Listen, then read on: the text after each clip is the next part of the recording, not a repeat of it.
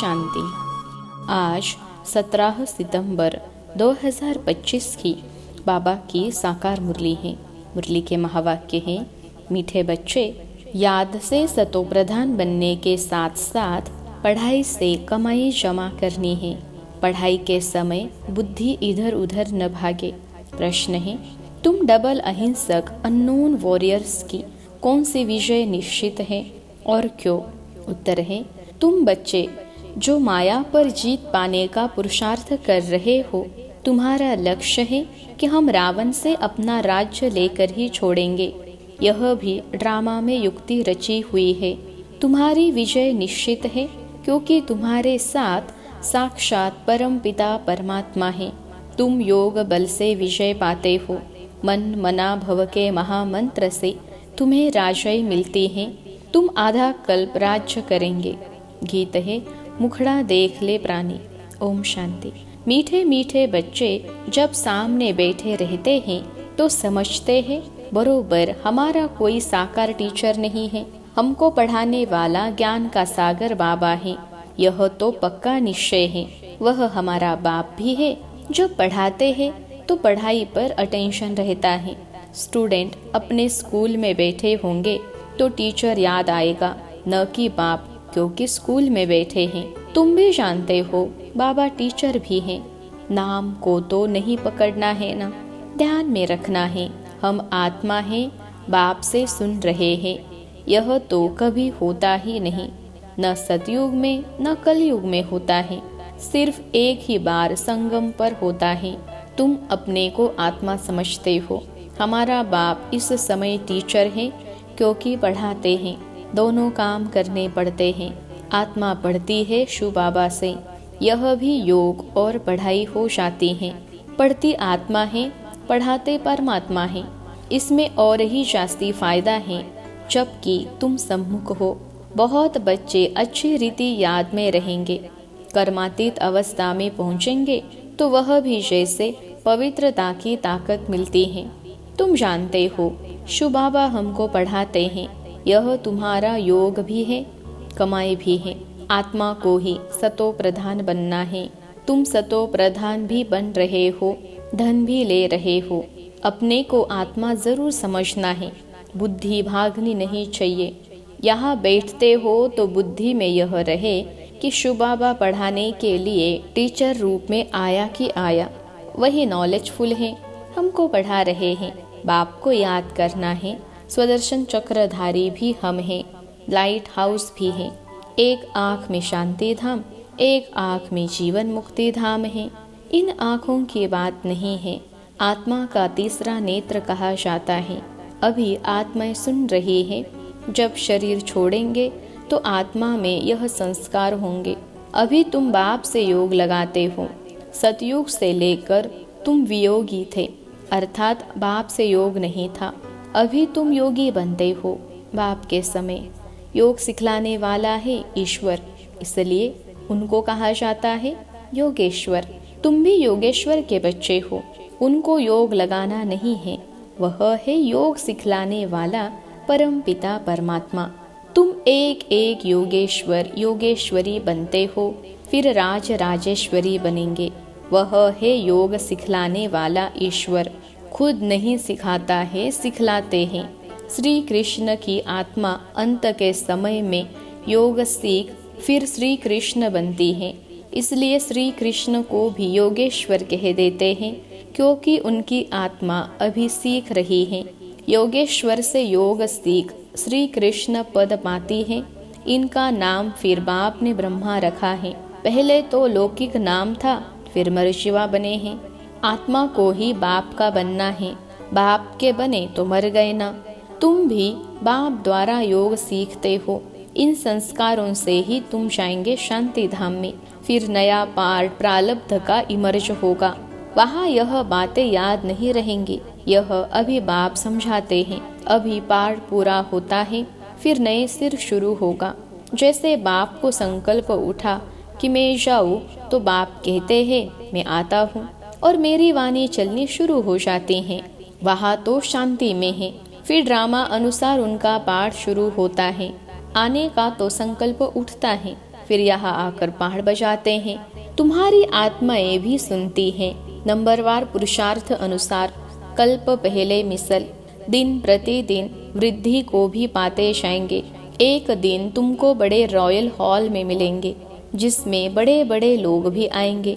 सब इकट्ठे बैठ सुनेंगे। दिन प्रतिदिन साहूकार भी रंग होते जाएंगे। पेट पीठ से लग जाएगा। ऐसी आफतें आनी हैं। मूसलधार बरसात पड़ेगी तो सारी खेती आदि पानी में डूब जाएगी। नेचुरल कैलेमिटीज तो आनी ही है, विनाश होना है। इनको कहा जाता है कुदरती आपदाएं। बुद्धि कहती है विनाश होना जरूर है। उस तरफ के लिए बॉम्ब्स भी तैयार हैं। नेचुरल कैलेमिटीज आदि फिर है यहाँ के लिए, उसमें बड़ी हिम्मत चाहिए। अंगद का भी मिसाल है ना, उनको कोई हिला न सका। यह अवस्था पक्की करनी है। मैं आत्मा हूँ, शरीर का भान टूटता जाए। सतयुग में तो जब ऑटोमेटिकली समय पूरा होता है तो साक्षात्कार होता है। अभी हमको यह शरीर छोड़ जाए बच्चा बनना है। एक शरीर छोड़ जाए दूसरे में प्रवेश करते हैं। सजाए आदि की तो वहाँ कुछ है नहीं। दिन प्रतिदिन तुम नजदीक आते जाएंगे। बाप कहते हैं मेरे में जो पाठ भरा हुआ है वह खुलता जाएगा। बच्चों को बताते रहेंगे। फिर बाप का पाठ पूरा होगा तो तुम्हारा भी पूरा हो जाएगा। फिर तुम्हारा सतयुग का पाठ शुरू होगा। अभी तुमको अपना राज्य लेना है। यह ड्रामा बड़ा युक्ति से बना हुआ है। तुम माया पर जीत पाते हो, इसमें भी टाइम लगता है। वो लोग एक तरफ समझते हैं कि हम स्वर्ग में बैठे हैं, यह सुख धाम बन गया है। दूसरी तरफ फिर गीत में भी भारत की हालत सुनाते हैं। तुम जानते हो यह तो और ही तमो प्रधान हो गए हैं। ड्रामा अनुसार तमो प्रधान भी चोर से होते जाते हैं। तुम अब सतो प्रधान बन रहे हो, अब नजदीक आते जाते हो। आखिर विजय तो तुम्हारी होनी ही है। हाहाकार के बाद फिर जय जयकार होगी। घी की नदियाँ बहेंगी। वहाँ घी आदि खरीद करना नहीं पड़ेगा। सबके पास अपनी गाय फर्स्ट क्लास होती हैं। तुम कितने ऊंचे बनते हो तुम जानते हो। वर्ल्ड की हिस्ट्री ज्योग्राफी फिर रिपीट होती है। बाप आकर वर्ल्ड की हिस्ट्री रिपीट करते हैं। इसलिए बाबा ने कहा यह भी लिख दो, वर्ल्ड की हिस्ट्री ज्योग्राफी कैसे रिपीट होती है आकर समझो। जो सेंसिबल होगा कहेगा अभी आयरन एज है तो जरूर गोल्डन एज रिपीट होगी। कोई तो कहेंगे सृष्टि का चक्र लाखों वर्ष का है, अभी कैसे रिपीट होगा। यहाँ सूर्यवंशी चंद्रवंशी की हिस्ट्री तो है नहीं, अंत तक यह चक्र कैसे रिपीट होता है वह भी जानते नहीं कि इन्हों का राज्य फिर कब होगा। राम राज्य को जानते नहीं। अभी तुम्हारे साथ बाप हैं। जिस तरफ साक्षात परमपिता परमात्मा बाप है, उनकी जरूर विजय होनी है। बाप कोई हिंसा थोड़े ही कराएंगे। किसको मारना हिंसा है ना। सबसे बड़ी हिंसा है काम कटारी चलाना। अभी तुम डबल अहिंसक बन रहे हो। वहाँ है ही अहिंसा परमो देवी देवता धर्म। वहाँ न लड़ते हैं न विकार में जाते हैं। अभी तुम्हारा है योग बल, परंतु इसको न समझने का कारण शास्त्रों में असुरों और देवताओं की लड़ाई लिख दी है। अहिंसा को कोई जानते नहीं, यह तुम ही जानते हो। तुम हो incognito warriors, unknown but very well known. तुमको कोई वॉरियर समझेंगे, तुम्हारे द्वारा सबको मन मना भव का पैगाम मिलेगा। यह है महामंत्र। मनुष्य इन बातों को समझते नहीं है। सतयुग त्रेता में यह होता नहीं। मंत्र से तुमने राजाई पाई, फिर दरकार नहीं। तुम जानते हो हम कैसे चक्र लगाकर आए हैं। अभी फिर बाप महामंत्र देते हैं, फिर आधा कल्प राज्य करेंगे। अब तुमको दैवी गुण धारण करने और कराने हैं। बाबा राय देते हैं अपना चार्ट रखने से बहुत मजा आएगा। रजिस्टर में गुड बेटर बेस्ट होते हैं ना, खुद भी फील करते हैं। कोई अच्छा पढ़ते हैं, कोई का अटेंशन नहीं रहता है तो फेल हो जाते हैं। यह फिर है बेहद की पढ़ाई। बाप टीचर भी है, गुरु भी है, इकट्ठा चलता है। यह एक ही बाप है जो कहते मर जीवा बनो। तुम अपने को आत्मा समझ बाप को याद करो। बाप कहते हैं मैं तुम्हारा बाप हूँ, ब्रह्मा द्वारा राज्य देता हूँ। यह हो गया बीच में दलाल, इनसे योग नहीं लगाना है। अभी तुम्हारी बुद्धि लगी है उस अपने पतियों के पति शिव साजन के साथ, इन द्वारा वह तुमको अपना बनाते हैं। कहते हैं अपने को आत्मा समझ मुझे याद करो। हम आत्मा ने पाठ पूरा किया, अब बाप के पास जाना है घर। अभी तो सारी सृष्टि तमो प्रधान है, 5 तत्व भी तमो प्रधान है, वहाँ सब कुछ नया होगा। यहाँ तो देखो हीरे जवाहरात आदि कुछ भी नहीं है। सतयुग में फिर कहाँ से आते हैं? खानियाँ जो अब खाली हो गई है वह सब फिर से अब भरतू हो जाती हैं।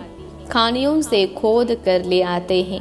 विचार करो, सब नई चीजें होंगी ना। लाइट आदि भी जैसे नेचुरल रहती हैं, साइंस से यहाँ सीखते रहते हैं, वहाँ यह भी काम में आती हैं। हेलीकॉप्टर खड़े होंगे, बटन दबाया यह चला, कोई तकलीफ नहीं। वहाँ सब फुल प्रूफ होते हैं, कभी मशीन आदि खराब हो न सके। घर में बैठे सेकंड में स्कूल में वहाँ घूमने फिरने पहुँचते हैं। प्रजा के लिए फिर उनसे कम होंगे, तुम्हारे लिए वहाँ सब सुख होते हैं। अकाले मृत्यु हो नहीं सकता, तो तुम बच्चों को कितना अटेंशन देना चाहिए। माया का भी बहुत जोर है, यह है माया का अंतिम फॉर्म। लड़ाई में देखो कितने मरते हैं, लड़ाई बंद होती ही नहीं। कहाँ इतनी सारी दुनिया, कहाँ सिर्फ एक ही स्वर्ग होगा। वहाँ ऐसे थोड़े ही कहेंगे गंगा पतित पावनी है, वहाँ भक्ति मार्ग की कोई बात ही नहीं।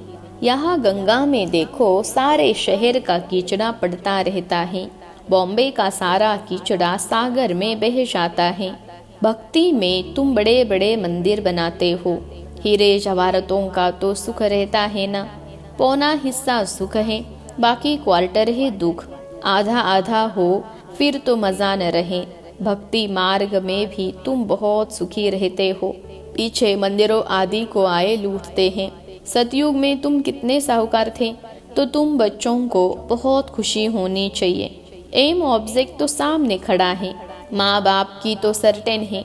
गाया जाता है खुशी जैसी खुराक नहीं, योग से आयु बढ़ती है। अभी आत्मा को स्व का दर्शन हुआ है कि हम 84 का चक्र लगाते हैं, इतना पाठ बजाते हैं।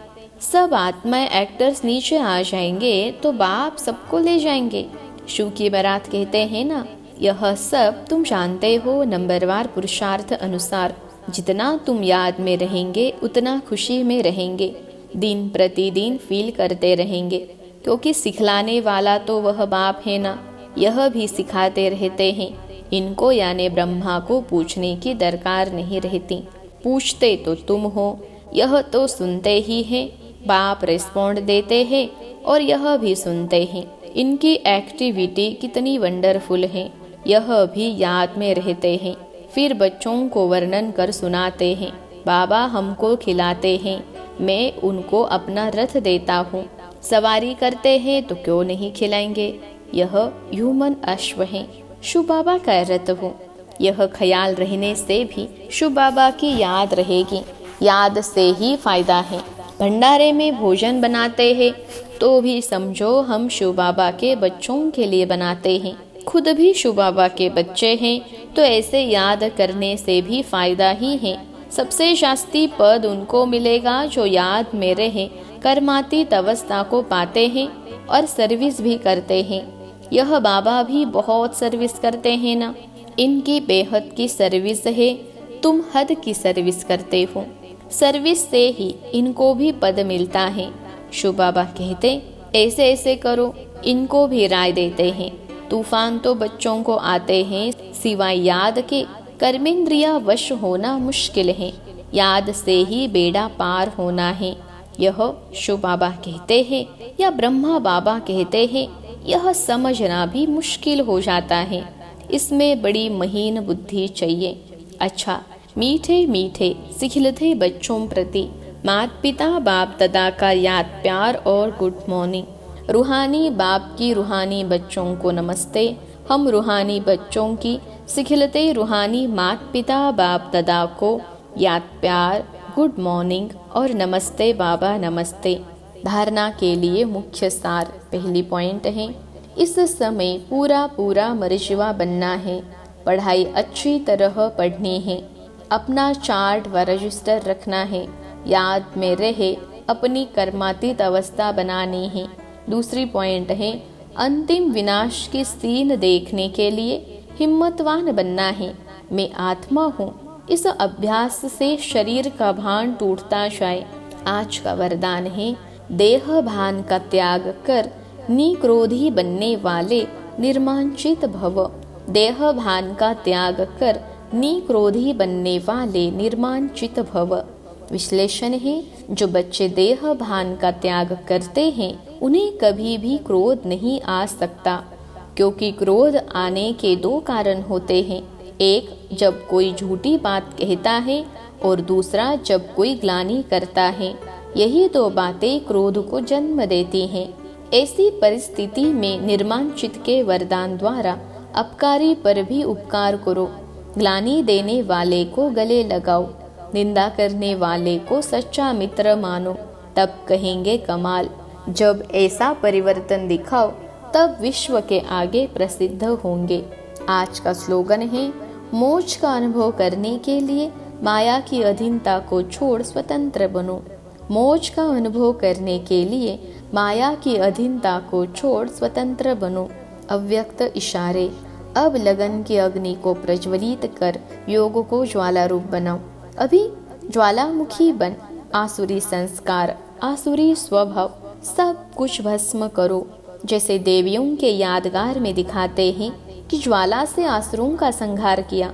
असुर कोई व्यक्ति नहीं, लेकिन आसुरी शक्तियों को खत्म किया। यह अभी आपकी ज्वाला स्वरूप स्थिति का यादगार है। अब ऐसी योग की ज्वाला प्रज्वलित करो जिसमें यह कलयुगी संसार जलकर भस्म हो जाए। अच्छा, ओम शांति।